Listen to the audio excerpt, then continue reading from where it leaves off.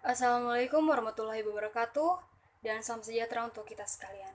Perkenalkan, nama saya Alia Ngrisya Bangguna dengan NPM 91911404122090, Prodi Manajemen Ekonomi Universitas Sintu Maroso Poso. Pada video saat ini saya akan memaparkan materi mengenai teknologi informasi dan komunikasi. Dimulai dari pertama, yaitu pengertian teknologi informasi komunikasi. Teknologi informasi dan komunikasi atau disingkat TIK merupakan payung besar terminologi yang mencakup seluruh peralatan teknis untuk memproses dan menyampaikan informasi. TIK berhubungan dengan pengambilan, pengumpulan, pengolahan, penyimpangan, penyebaran, dan penyajian informasi. Selanjutnya yaitu faktor penentu keberhasilan teknologi informasi dan komunikasi. Yang pertama, infrastruktur. Agar teknologi informasi dapat berkembang dengan pesat, pertama dibutuhkan infrastruktur yang memungkinkan akses informasi dimanapun dan kecepatan yang mencukupi. Yang kedua, sumber daya manusia. Menuntut ketersediaan human brain yang menguasai teknologi tinggi. Kemudian, kebijakan. Menuntut adanya kebijakan berskala makro dan mikro yang berpihak pada pengembangan teknologi informasi jangka panjang. Faktor penentu keberhasilan teknologi informasi komunikasi selanjutnya yaitu finansial. Membutuhkan adanya sikap positif dari bank dan lembaga keuangan lain untuk menyokong industri teknologi informasi. Dan faktor penentu keberhasilan terakhir yaitu konten dan aplikasi. Menuntut adanya informasi yang disampaikan pada orang, tempat, dan waktu yang tepat, serta ketersediaan aplikasi untuk menyampaikan konten tersebut dengan nyaman pada penggunanya. Setelah pengertian dan faktor penentu keberhasilan TIK, selanjutnya yaitu penerapan teknologi informasi dan komunikasi dalam dunia bisnis. Dewasa ini dalam upaya memenangkan persaingan dalam dunia bisnis, penerapan teknologi informasi dan komunikasi sangat diperlukan sebagai alat bantu agar organisasi tersebut dapat lebih maju dan berkembang. Pembangunan teknologi informasi komunikasi pada suatu perusahaan dilakukan secara bertahap. Hal tersebut disesuaikan berdasarkan kekuatan dari sumber daya yang dimiliki oleh organisasi tersebut. Di dalam penerapannya, rencana strategis dari suatu teknologi informasi senantiasa disesuaikan dengan rencana dari perusahaan atau organisasi yang bersangkutan. Supaya penerapan dari teknologi informasi tersebut dapat menghasilkan nilai yang baik bagi perusahaan atau organisasi tersebut. Lembaga informasi teknologi terkadang sering dipandang sebelah mata karena dianggap salah satu departemen yang hanya bisa menghabiskan uang tanpa bisa menghasilkan uang.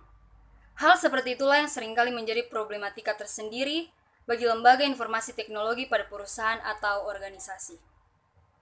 Adapun beberapa keuntungan dari penerapan teknologi informasi dan komunikasi pada suatu perusahaan atau organisasi.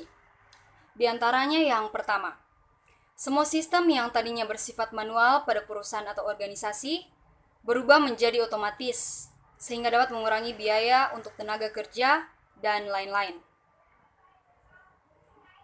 Yang kedua, waktu pengerjaan dapat lebih cepat setelah menerapkan teknologi informasi, karena penerapan teknologi informasi dapat mempersingkat rantai birokrasi. Yang ketiga, pengambilan keputusan akan menjadi lebih cepat.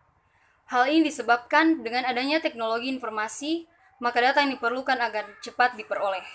Yang keempat, penghematan biaya promosi dapat dilakukan dengan menerapkan teknologi informasi dan komunikasi, sebab promosi dapat dilakukan melalui online.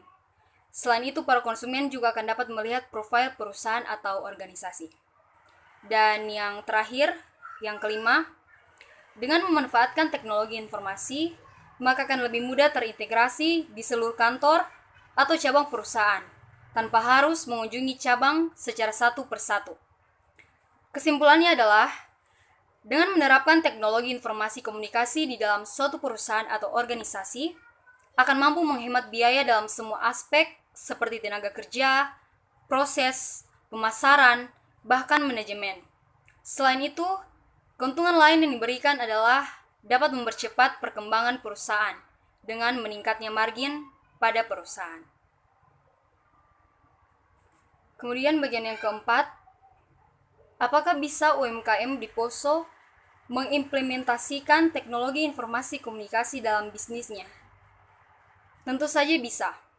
Penjelasannya adalah, pesaing usaha yang semakin ketat memaksa para pelaku UMKM di Indonesia termasuk di Poso untuk segera menemukan formulasi bisnis yang tepat.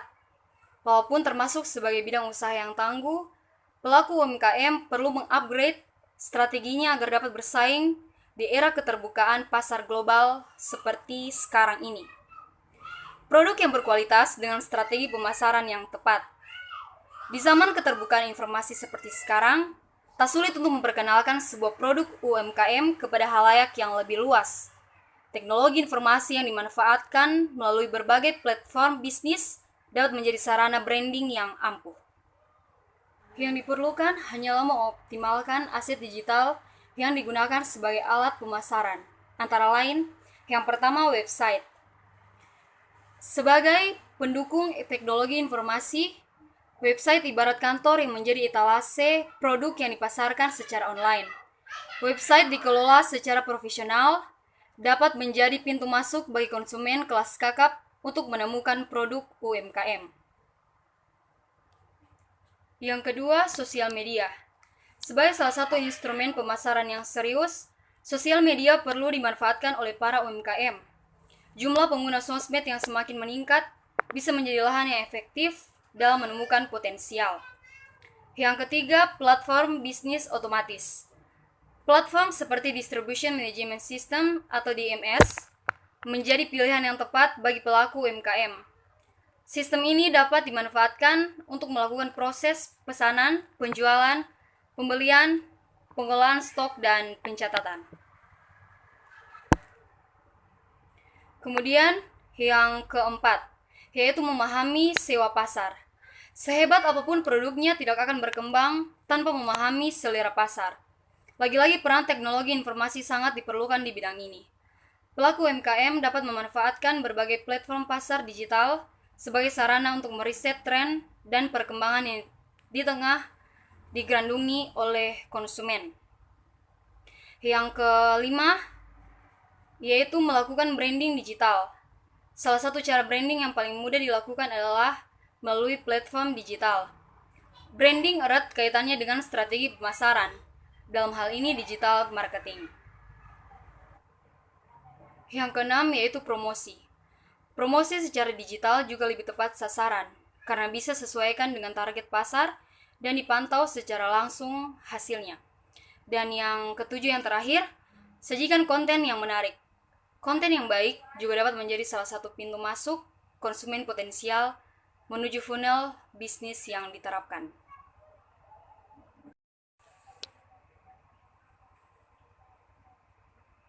Yang terakhir, yaitu menjelaskan hal-hal penting yang sudah dipelajari dalam mata kuliah Teknologi Informasi Komunikasi ini. Pada bagian terakhir, yaitu menjelaskan hal-hal penting yang sudah dipelajari dalam mata kuliah Teknologi Informasi Komunikasi ini. Yang pertama, saya lebih banyak mengetahui dan mampu memahami tentang TIK itu sendiri, karena dalam mata kuliah ini begitu banyak serta secara rinci dijelaskan. Yang kedua, saya dapat mengerti mengapa teknologi informasi komunikasi sangatlah penting dalam dunia perbisnisan. Dan yang ketiga yang terakhir, saya mendapat bekal untuk masa depan dalam bagaimana membangun sistem teknologi informasi yang strategis guna kelancaran bisnis yang ada. Demikian pemaparan mengenai teknologi informasi dan komunikasi yang dapat saya sampaikan pada saat ini. Dan ini juga merupakan ujian akhir semester mata kuliah Teknologi Informasi Komunikasi pada semester 4 ini. Saya ucapkan terima kasih. Assalamualaikum warahmatullahi wabarakatuh, dan salam sejahtera untuk kita sekalian.